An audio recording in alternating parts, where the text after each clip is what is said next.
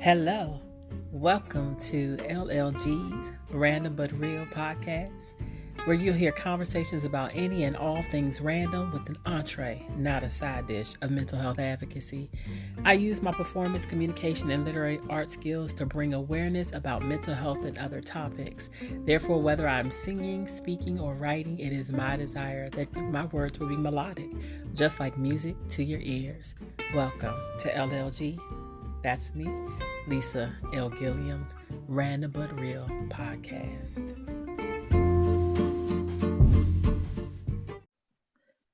Hello, everybody, and welcome to this edition of LLG Random But Real. I'm your host, Lisa Gilliam, otherwise known as One Singing Lady, and I'm really excited about having my friend, my sister on, Ashley Lockley. Say hello, everybody, to Ashley, or Ashley, you say hello to everybody. Hi, everybody. Really very honored to be on with you all. Awesome. And so we're just going to get some preliminaries out of the way. So whatever is said in this podcast are our own opinions. And so if you actually do feel the need to, speak to someone else professionally, please seek therapy, counselor, psychologist, social worker, whatever it is that you need. You can always contact me on social media, and I can also give you some referrals. Of course, that's One Singing Lady, the number one singing lady, Facebook, Twitter, Instagram, TikTok, whatever. If you inbox me about that, then I can actually, share some resources with you.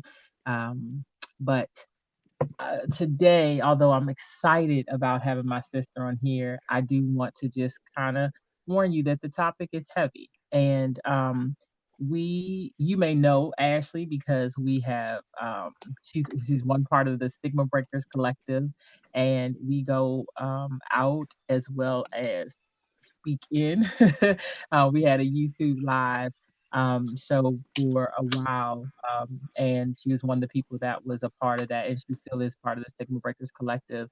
And our hearts are just to break the stigma that associates or surrounds mental health, and to just educate people. And she has a super powerful testimony. Actually, it's not even just one. Like, so many different testimonies. And so I have to get my part out first because I appreciate Ashley just for her. She's a supportive person. She's so kind, so talented. She's actually, brilliant, but just don't tell her I said that. Um she is though. She's a really kind-hearted individual, and I always, shout out our mutual friend Paige for introducing us, because Ashley has really been a blessing in my life. And recently, she shared some news, with me that was touching, for different reasons. There are a lot of women out here who, just like me, I don't have a child, but it's something that I wanted. And knocking on the door of 49 in May 18th, I don't know if I'll ever get that biological child. And so I am extremely sensitive to the topic of childbearing, even barrenness, or even the loss of a child. And so today we're going to hear Ashley's story. I'm going to let you share how you want to share, and then I'll follow up with questions if that's you know, how we're led. It's random but real. So it's really what's on your heart. But again, thank you for being here and for being willing to share your story so other people, can learn from the experience. And I'm sure you're going to be so much of a blessing to them, just as you have for me. So it's on you, Ashley. Thank you, Lisa. Just want to make sure you can hear me. Yeah. Um, I think with being in the pandemic for going into the third year, I'm always like, oh my goodness, can they hear me? Because so many Zoom meetings and things like that. First, I want to say thank you for being willing to utilize your platform to allow me to share my story. Um, yes, it is my story, but it is a story that resonates, as you alluded to, with a lot of different people for a lot of reasons. Mhm. And so, um, let's see, I'll try to just um, go through this from maybe the beginning. Okay. So, for those of you who do not know me, I am 34 years old, African American female, and I just got married in August of last year, 2021. And so, being in this particular point in my life, as Lisa, alluded to, even with her story, you start to feel a bit of a pull. My biological clock is ticking, and so my husband and I entered motherhood the unconventional way. My husband Frank has a son, Romel, who is now my son, but I did not give birth to him. He will be 11 years old on March 2nd. And um, my entrance into motherhood was what could be considered unconventional. But Frank and I had talked about additional children, if that's what we wanted to do, and the timing, because we're both in our mid 30s. Um, I think historically you hear, ooh, you hit 35, like, girl, you're entering into what they consider to be a high risk category because you're Mhm. older. Your body um, doesn't have the same capabilities as far as healing and bouncing back and all of that good stuff. And they're just like supposedly these kind of extra considerations that you have to take as you start to age. And 35 is like that magical age. So me being 34, that introduces a little bit of like, ooh, Yeah. when Cusp do we of want to reality. do that? Yeah, it's just Right. a tinge of like, man, maybe we should get this out of the way sooner rather than later. And when I say out of the way, I don't want anybody to think that I'm um being flippant about it. It's Mhm. just an expression. But I am very aware and trying to be even more aware of how my usage of language and understanding the words mean things. Um, Absolutely. and so I do look at being able to naturally birth through your body a child as a very sacred experience, just like the other types of ways you can enter motherhood. So it is no more sacred, no more or less sacred than me becoming a mother to Romel through marriage, right? Right. And so um just wanting to kind of put that out there because I don't want to unintentionally offend Offended. anybody. Yeah. Understand. Yep. And so we said, okay, and then understanding like it's tough having like a huge gap between your children. Romel is going into middle school this Right. fall and introducing babies again. It's like, woo. Well, I wasn't there for Romel's younger years, so that would be a completely new experience for me. But for Frank, it's like, whoa, like we want this, but we also want to be cognizant of like timing. And Frank has this thing where he's like, I'm really not trying to be running around behind a toddler in my 40s or 50s, if I can help it. Now, Understood.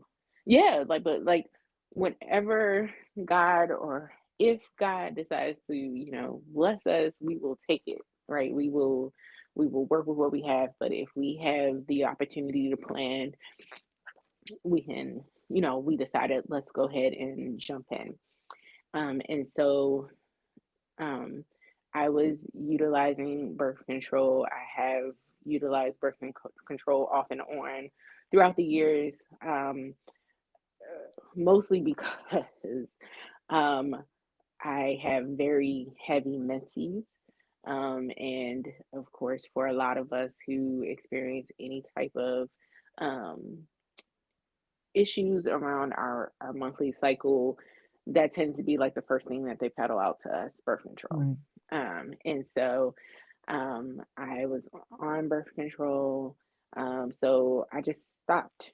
Like I just like once we got married, just stopped taking the birth control, and we just said we're not going to we're going to try not to fascinate on this. We're just going to see what happens. Mhm. So September, right after my wedding, like 2 days actually after my wedding, I had my annual OB/GYN appointment, or my annual gynecologist appointment. And I had known the last 2 years I had had abnormal pap smears where they saw kind of what they characterized as like kind of low grade abnormal cervical cells. And so, like, even knowing that introduces an extra level of stress to, okay, what's going to happen now? This is now the third year. So, went for my annual, got that pap smear, same result. So now we're in year three, and I was told the previous year, well, if this is still the same, we'll talk about additional, options. Mm. So going into it knowing, okay, like this is the year that we're gonna have to talk about additional options because the body is not my body is not you know, restoring these cells back to their, like their normal kind of uh functioning, or their normal the way they normally would look. Um and so uh the doctor talked to me about possible options. Um, the LEAP procedure was discussed, and she made it clear that I didn't need to get a LEAP now. So, like, once you get an abnormal Pap smear, they do something called endoscopy. I don't know if I'm pronouncing it the right way, but it's when they go in and they kind of scrape those abnormal cervical cells so that they can assess them for cancer. Okay. And so painful, a painful procedure, but necessary, right? Because you want to make sure that everything's in good working order, but it is also very stress inducing. And so, experiencing that right after my wedding, oh, great, Right. wonderful, fun. The most Um, happiest time to experience something like Yeah, yeah. So thank God, like the endoscopy results confirmed what they they saw with the pap smear. Basically, these are very low grade abnormalities, not enough to be considered precancer, and definitely not cancer. Praise God. praise God. Um, Absolutely. but the fact that it's now been 3 years, these cells have not morphed back into whatever the normal whatever is. Okay, we might need to talk about, a possible procedure, a procedure that could basically they can go in and burn those abnormal cells off my cervix. Mhm. And it's called a LEAP procedure. Um, and so like the doctor was telling us, about our options. She was saying that, when to do a LEAP, that is something that is more case by case now, because there was a time when doctors were immediately doing it, like after the first time they saw abnormal cells. Research showed, like, hey, we don't have to, we're overdoing this, right? We have to give the body time to do what it does. Okay. um and if it is, especially if it's like so there are like three tiers of abnormal cells. If it's a CIN1, like that's a very low kind of abnormality, and those are typically the cells that can revert back to normal on their own, given Okay. some time. CNI2 is more like precancer. Like if you're in CNI2, CNI3, that's like, ooh, danger zone. Okay. Okay. Either So approaching danger zone or you're in the danger zone. you're saying you Thankfully, were in one? I was at one. So, like, Okay. every year that we've done this, starting in 2019 when I got my first abnormal PAP, they've been CIN1. But Okay. the concern comes in is that if they're not reverting back to normal Mhm. over time, then they can go the opposite way too. Okay. Um, Understood. so usually, Uh, and I am not a medical professional. Just want to reiterate reiterate that this is kind of what was explained to us Okay. as we kind of went through our decision process. So 3 to 5 years now is kind of where they look. If you have 3 to 5 years of pap, abnormal pap smears, and you're kind of in that CNI1 low grade um, abnormal cells, then they'll consider doing the leap, barring that there's nothing else really bearing on, you know, considerations. And so like she gave us the option. She said, we can do the leap now. It's not going to hurt anything. It could be helpful. Um, but we could also wait to see if your body will, you know, do, heal heal on its own. Um, I, we talked to her about our concerns about, what bearing having this procedure would have on fertility or anything like that. No bearing. There's no research that shows that having this procedure has any bearing on your ability to conceive. There is a slight bit of risk for women who have had lead procedures to not be able to um, carry to full term, Okay. um, but is a very small risk. Um, so basically, like the pros definitely outweigh the cons. Cool. So I said, well, let me just go ahead and do this. Let's go ahead. Let's get these cervical cells out of here. These abnormals. So like we'll be better, hopefully better positioned. My Mhm. body, I want my body to be at optimal health. Um, Right. so that procedure was scheduled for October 28th.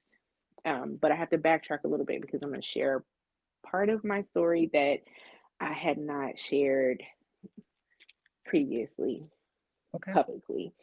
I'm in a doctoral program, which is a hybrid model. So mostly online, but there is a week every semester that we have to gather on campus. I attend Eastern University. I'm in their doctoral program for marriage and family therapy. In fact, I just got back from my residency week last night. But I went up for the fall semester that first full week of October. And during that week, I was feeling just very different. My body was feeling weird, and I didn't know what to do with the weird feeling. And so that Friday, after we concluded residency, I had decided to stay the Friday night and just travel home on Saturday. And so me and my one of my cohort members, we had stayed in an Airbnb together. It was three of us who stayed in the Airbnb together for that week. But one flew home Friday night. So it was just Sarah and I. We went out to dinner, and I just was like, I'm gonna go buy a pregnancy test. So it's October 8th. So I go buy a pregnancy test. I'm reading about like what's the best way to take the pregnancy test. I'm trying to be prepared. Like I don't want to make sure I don't want it to be user error. Mhm. So I read like it's optimal to do a pregnancy test in the morning with your first urine of the day. Cool. So I waited. So the next morning when I got up, took the pregnancy test. Read the instructions. Wanted to make sure like I got this. I did this right. Um, Took the pregnancy test and got a positive result. And I was like, oh, wow, I'm pregnant. Woo, wow. Like first thing I'm like, I called my best friend Kim and she's like, oh my God, like because she is pregnant now.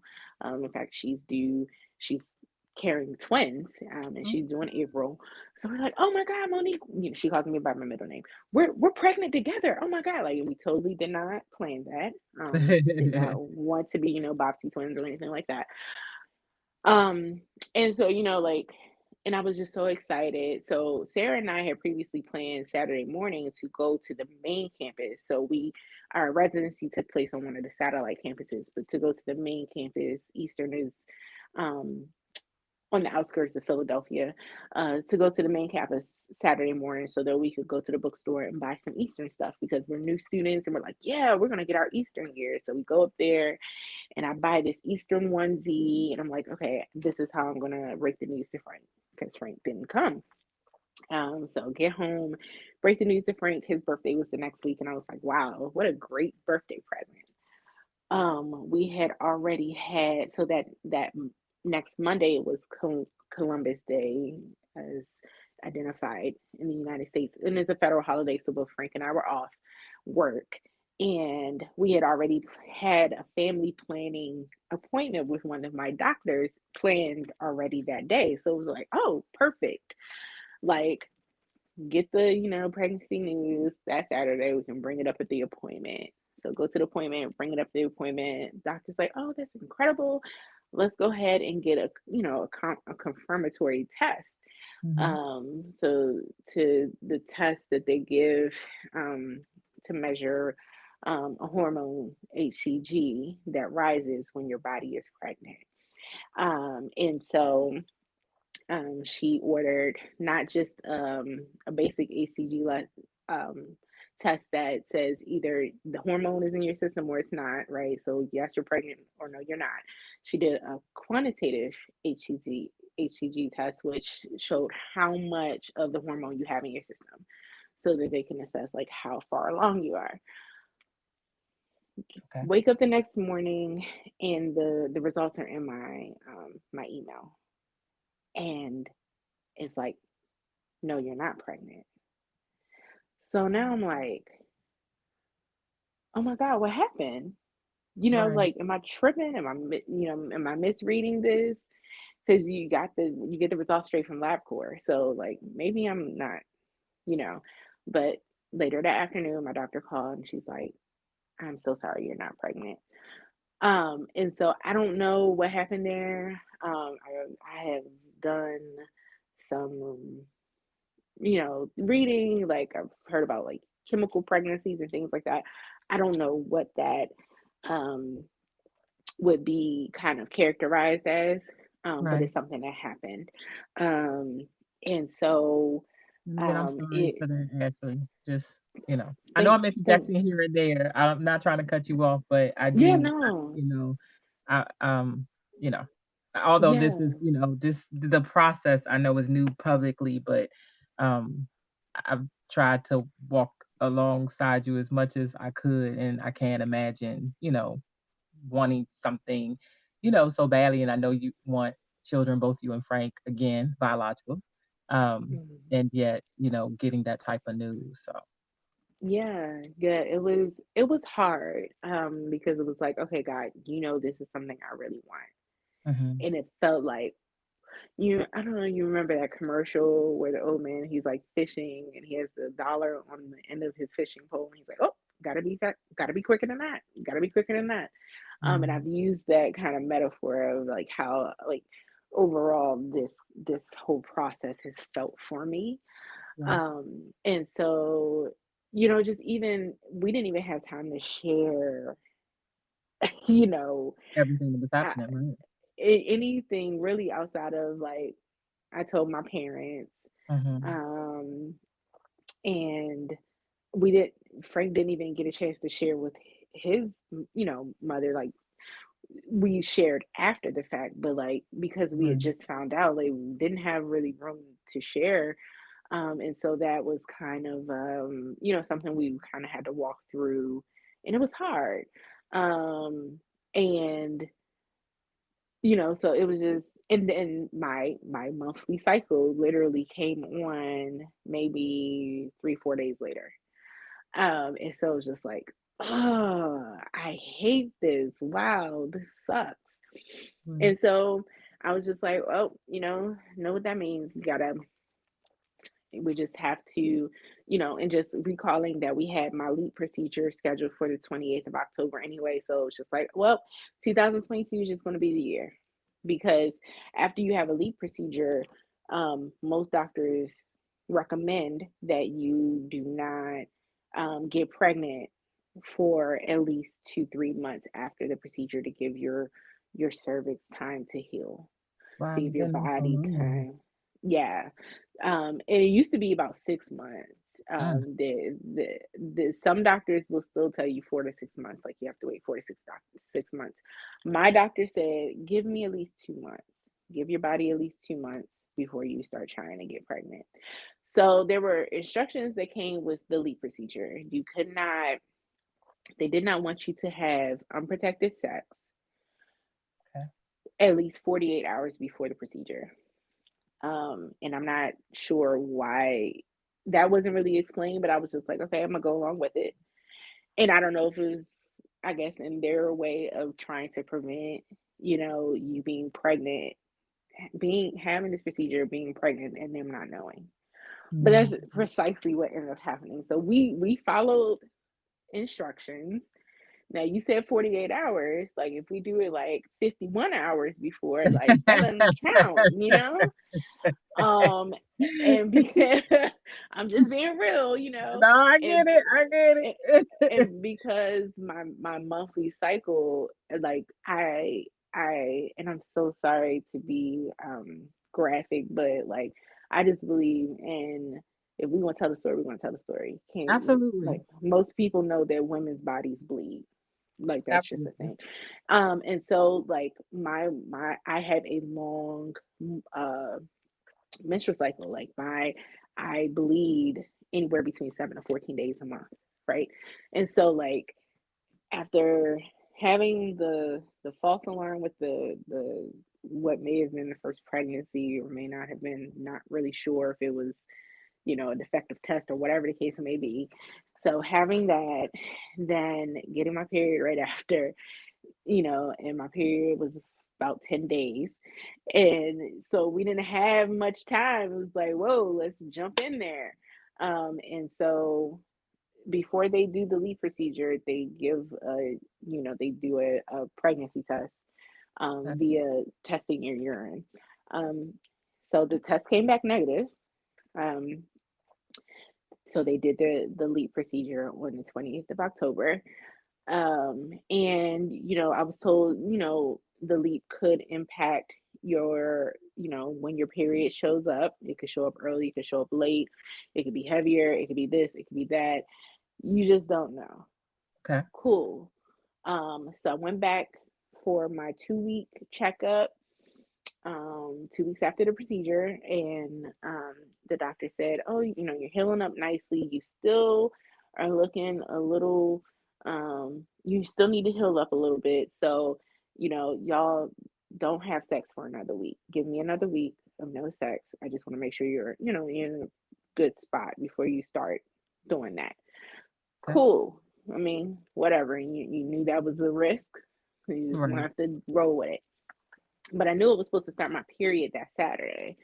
So, I was like, okay, I'm not really anticipating anything because I can't be pregnant because, oh, we just went through all of this. I wasn't pregnant when they did the leap. Cool.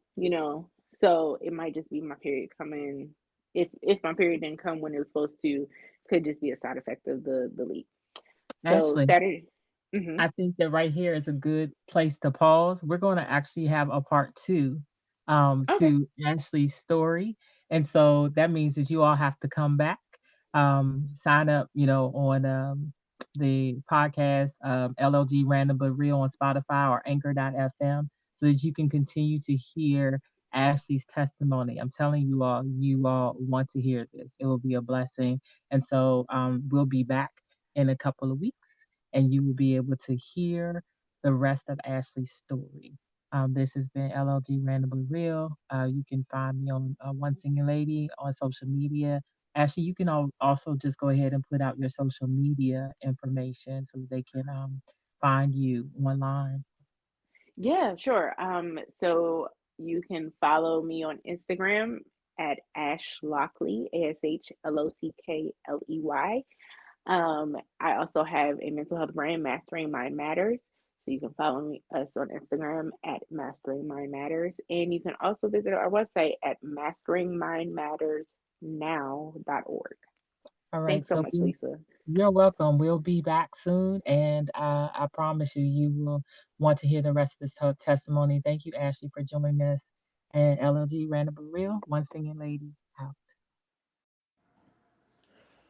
Please note any comments made on this LLG Random but Real podcast by myself, Lisa One Singing Lady Gilliam, or my guests are our own views. They are not to be made or determine an actual professional or in lieu of an actual professional. If you relate to any of the topics, please seek professional help. Contact a therapist, a psychologist, any other mental health professional, or if it's an emergency, please call 911. Thank you so much for tuning in.